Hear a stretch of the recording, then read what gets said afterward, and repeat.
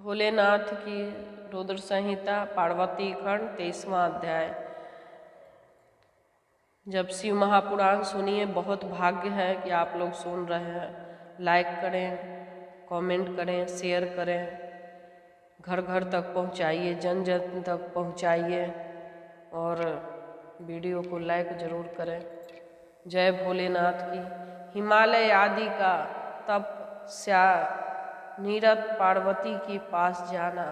पार्वती का पिता हिमालय आदि को अपने तप के विषय में दृढ़ निश्चय की बात बताना। पार्वती के तप के प्रभाव से त्रैलोक्य का संतप्त होना। सभी देवताओं का भगवान शंकर के पास जाना। ब्रह्मा जी बोले, हे मुनीश्वर, शिव जी के प्राप्ति के लिए इस प्रकार तपस्या करती हुई पार्वती बहुत समय व्यतीत हो गया, तो भी शंकर प्रकट नहीं हुए। तब अपने संकाल में दृढ़ निश्चय वाली परमेश्वरी पार्वती के समीप अपनी भार्या, पुत्र तथा मंत्रियों सहित आकर गिरिराज हिमालय उनसे कहने लगे। हिमालय बोले, हे महाभागे, हे पार्वती, तुम इस तप से दुखी मत हो। हे बाले, रुद्र विरक्त है, इसलिए तुम्हें दर्शन नहीं दे रहे हैं, इसमें संदेह नहीं है। दुबली पतली तथा सुकुमार अंगों वाली तुम इस तपस्या से मूर्छित हो जाओगी, इसमें संदेह नहीं है। यह मैं सत्य सत्य कहता हूँ। इसलिए हे वर्णी, तुम उठो और अपने घर चलो। उन रुद्र से तुम्हारा कौन सा प्रयोजन सिद्ध होगा, जिन्होंने पहले कामदेव को भी भस्म कर दिया है। जब निर्विकार होने के कारण वे शिव तुम्हें ग्रहण करने नहीं आएंगे, तो हे देवेशी, तुम उनकी प्रार्थना भी क्यों करोगी। जिस प्रकार आकाश में रहने वाले चंद्रमा को ग्रहण नहीं किया जा सकता, उसी प्रकार हे अनगे, तुम शिव जी को भी दुर्गम समझो। ब्रह्मा जी बोले, इस प्रकार मेना और श्राद्री, मेरु, मंदार एवं मैनाक ने उन सती को बहुत समझाया।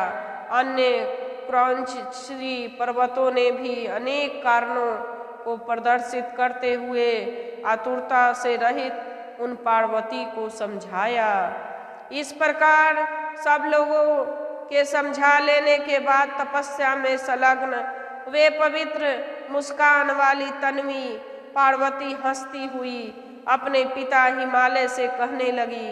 पार्वती बोली, हे माता, हे पिता, मैंने जो बात पहले कही थी, क्या आप लोग उसे भूल गए।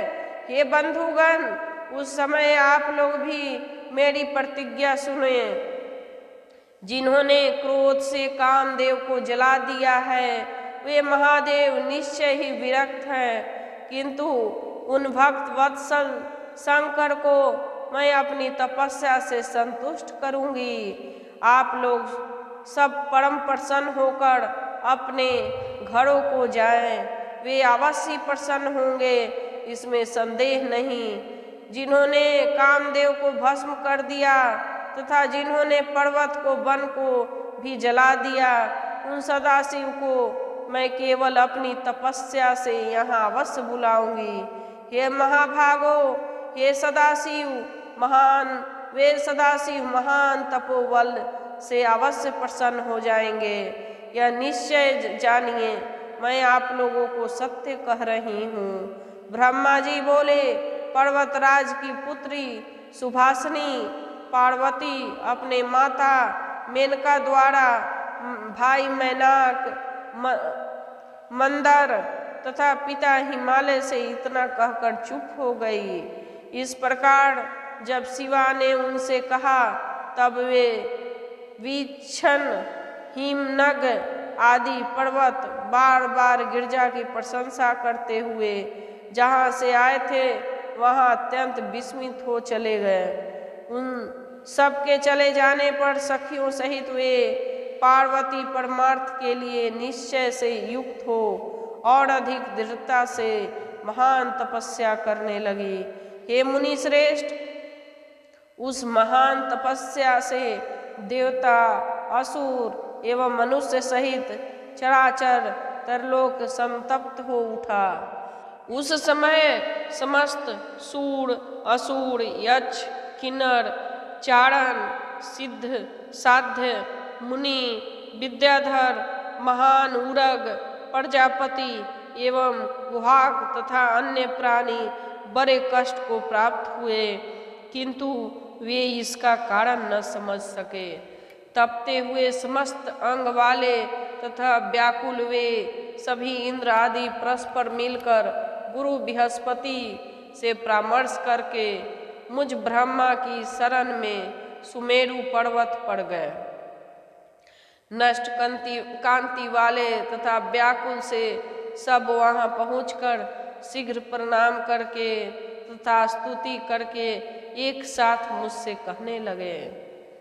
देवता बोले, हे विभो, इस चराचर संपूर्ण जगत का आपने ही निर्माण किया है, किंतु इस समय यह सारी सृष्टि क्यों जल रही है, इसका कारण ज्ञात नहीं हो पा रहा है।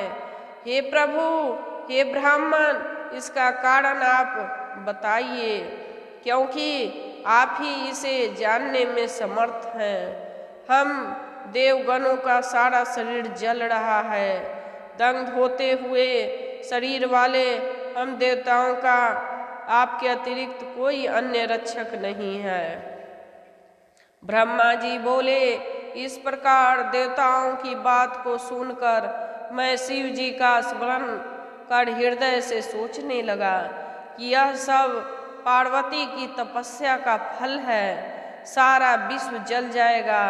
यह जानकर मैं भगवान विष्णु से निवेदन करने के लिए उन सभी के साथ आदर पूर्वक शीघ्र क्षीर सागर गया। देवगणों के साथ वहां जाकर मैंने देखा कि नारायण सुख पूर्वक आसन पर विराजमान है। उस समय मैं उन्हें प्रणाम कर तथा स्तुति करके हाथ जोड़कर कहने लगा, हे महाविष्णु, तपस्या में संलग्न पार्वती की परम कठोर तपस्या से हम लोग संतप्त हो रहे हैं, अतः हम शरणागतों की आप रक्षा कीजिए, रक्षा कीजिए। हम देवताओं का यह वचन सुनकर शेष आसन पर बैठे हुए रामेश्वर हम लोग से कहने लगे। विष्णु बोले, मैंने सारा कारण जान लिया है। आप लोग पार्वती की तपस्या से संतप्त हो रहे हैं, अतः आप लोग के साथ सभी परमेश्वर के पास चल रहा हूँ।